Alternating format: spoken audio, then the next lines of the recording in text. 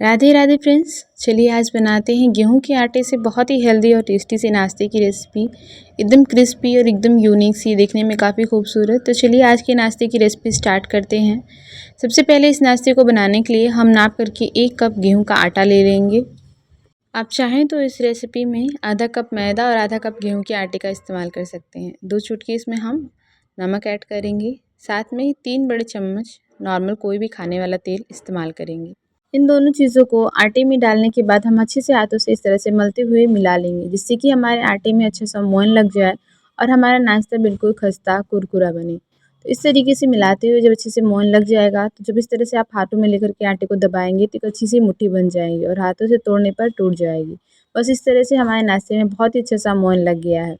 अब हमें क्या करना है, यहाँ पर हल्का सा गुनगुना पानी लेना है। नॉर्मल रूम टेम्परेचर का नहीं, बस हल्का सा गुनगुना हमें पानी ले लेना है यहाँ पर, जिससे कि अपने हाथों से सह सकें। और इस तरह से इसका आटा गूँथ करके हमें तैयार कर लेना है। थोड़ा थोड़ा पानी डालेंगे और अच्छे से इसका नॉर्मली आटा गूँथ करके तैयार कर लेंगे। जैसे हम रोटी के लिए गूँथते हैं ना, बस उसी तरीके से आटा गूँथ करके तैयार कर लेंगे। एकदम अच्छा सा आटा गूँथ करके तैयार हो गया। अब इसे ढक करके रेस्ट पे रख दीजिए। अब मैंने यहाँ क्या किया, 2 उबले हुए आलू लिए हुए थे, जिन्हें मैंने अच्छे से कद्दूकस कर लिया हुआ है।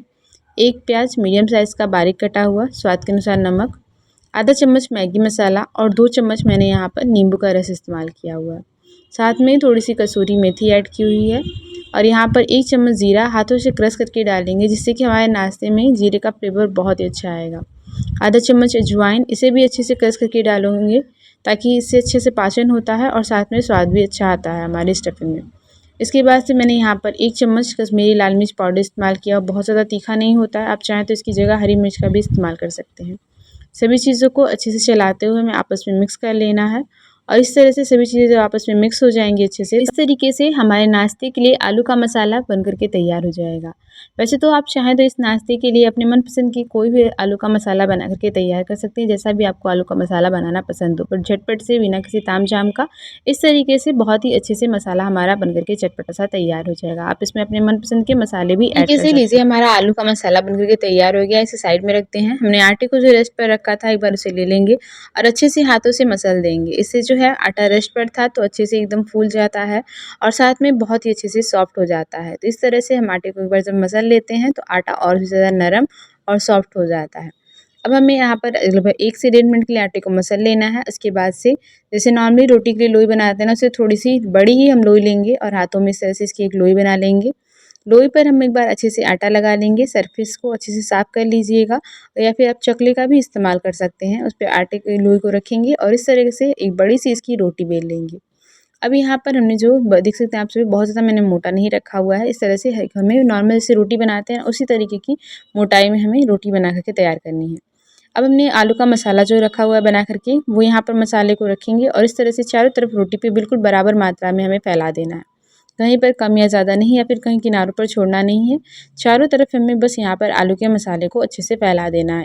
इस तरह से आप सभी देख सकते हैं कि मैंने बिल्कुल बराबर मात्रा में चारों तरफ रोटी के मसाले को फैला दिया हुआ है। अब इसी तरीके से मैंने एक और रोटी बना करके तैयार की हुई, लगभग सेम साइज़ की, ना बहुत ज़्यादा मोटी और ना बहुत ज़्यादा पतली। अब उस दूसरी वाली रोटी को हम इस मसाले के ऊपर रखेंगे और इस तरह से हल्के-हल्के हाथों से थपथपा देंगे, जिससे कि ये रोटी जो है वो मसाले के साथ अच्छे से चिपक जाए। अब हमें क्या करना है, एक पिज़्ज़ा कटर ले लेना है और आधी-आधी इंच की दूरी पर इस तरह से कट लगा लेने हैं। आप चाहें तो नॉर्मली चाकू की हेल्प से भी इसे कट कर सकते हैं। हमें बहुत ज़्यादा चौड़ा नहीं रखना है, इन्हें पतले-पतले पीसेस में बनाने हैं, इसलिए ध्यान दीजिएगा। आधा इंच से 1 इंच की इस तरह की हम यहाँ पर मोटाई रखेंगे। यहाँ पर लंबे-लंबे पतले-पतले लच्छों में हमने कट कर लिया हुआ है। एक लच्छा इस तरह से बीच से उठाएँगे और हाथों की हेल्प से इस तरह से घुमाते हुए इसे अच्छे से ट्विस्ट कर लेंगे और फिर बीच वाले हिस्से को इस तरह से रखेंगे और बस इसे किनारों की तरफ घुमाते हुए गोल-गोल इस तरह से मोड़ लेंगे और इस तरीके से इस नीचे वाले हिस्से को रख करके हल्का सा दबा देंगे और ये आपस में अच्छे से लॉक हो जाएगा और इस तरह से ये खूबसूरत से एक रोज़ का की तरह एक लुक आ जाएगा। अब इसी तरीके से चलिए एक और बना करके दिखा देती हूँ। एक पतली सी स्लाइस लीजिए और इस तरह से घुमाते हुए ट्विस्ट कर लीजिए, यानी कि मोड़ लीजिए। अब बीच वाले हिस्से को इस तरह से पकड़ लीजिए और इस तरह से गोल-गोल घुमाते जाइए और धीरे-धीरे घुमाते हुए देखेंगे आप सभी कि ये तो खूबसूरत सा एकदम रोज़ बन कर के तैयार हो जाएगा। देखने में काफ़ी लग रहा है ना खूबसूरत। बस इसी तरीके से हम सारे नाश्तों को सुंदर-सुंदर से रोज़ेज़ के रूप में बना कर के तैयार कर लेंगे। अब किनारे जो बचे हुए हैं वो छोटे-छोटे पीसेस के हैं, तो हमें क्या करना है, एक दूसरे को ऊपर रखना है। किनारे वाले हिस्से पे हल्का सा पानी लगा देंगे और इस तरह से अच्छे से दबा देंगे, प्रेस कर देंगे, यानी कि आपस में जो है वो अच्छे से लॉक हो जाए। इस तरह से घुमाते हुए इन्हें भी हम अच्छे से मोड़ लेंगे।